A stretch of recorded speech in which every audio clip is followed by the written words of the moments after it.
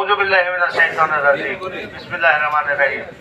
পুঠিয়া পৌরসভা আয়োজিত আজকের এই আলোচনা সভা পথসভার উপস্থিত আমার বন্ধুবর মার্শাল ভাই, এখানে উপস্থিত আছেন আলোক, উপস্থিত থানা বিএনপির আহ্বায়ক সিদ্দিক বাবু, তারপর মেয়র মামুন এবং জিল্লুর সহ আমাদের প্রফেসর সাহেব আছে, হোসেন আলম ভাই, মিজান ভাই, মামুন ভাই সহ সম্মানিত নেতৃবৃন্দ, আসসালামু আলাইকুম। মার্শাল ভাই মোটামুটি কথা বলেছে, আমি শুধু বলতে চাই এই দেশটা কিন্তু আমাদেরকে রক্ষা করতে হবে। এই দেশটা কিন্তু কারো বাপের পৈতৃক সম্পত্তি না। শেখ হাসিনা বলতে দেশ আমার, এটা না, আমাদের সবার মিলি বাংলাদেশ। এবং ছাত্র দেখেন লোকটি দেখা দিচ্ছে যে আন্দোলন কাকে বলে অস্ত্রবাদী ধনঝনি এইসবের রাজনীতি কিন্তু চলে গেছে।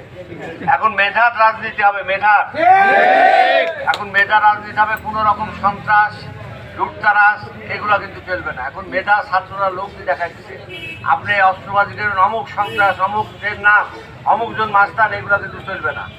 আমরা পরিষ্কারভাবে বলছি, মাস্টাররা বলছে, আল্লাহ বলছে, এখন কিন্তু জেলা বিএনপির হাতে বহিষ্কার করার ক্ষমতা আছে, সাংগঠনিক পাওয়ার দিয়ে দিচ্ছে কেন্দ্র থেকে। যদি আপনারা কোনো লুটপাট লুটতারের সাথে জড়িত থাকেন, আমি বলছি থানা বিএনপির নেতৃবৃন্দ এখানে উপস্থিত আছেন, পৌরসভার নেতৃবৃন্দ উপস্থিত আছেন, অতএব আপনারা সবাই যদি তার সাথে না পারেন আইনগত ব্যবস্থা নেবেন। মার্শাল্লাহ, সাংগঠনিকভাবেও আমরা তাকে দলে রাখবো না।